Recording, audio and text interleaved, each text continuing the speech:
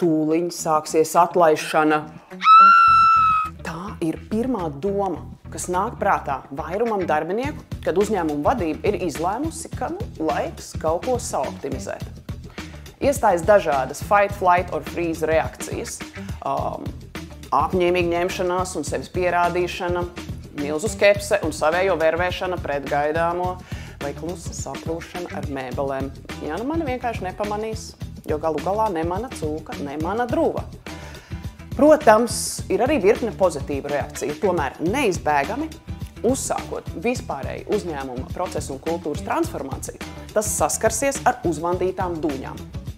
Un tā tam arī jābūt, bet ir ārkārtīgi svarīgi procesu optimizāciju veikt pareizi, lai uzjundītās dūņas nosēdinātu produktīvās vietās.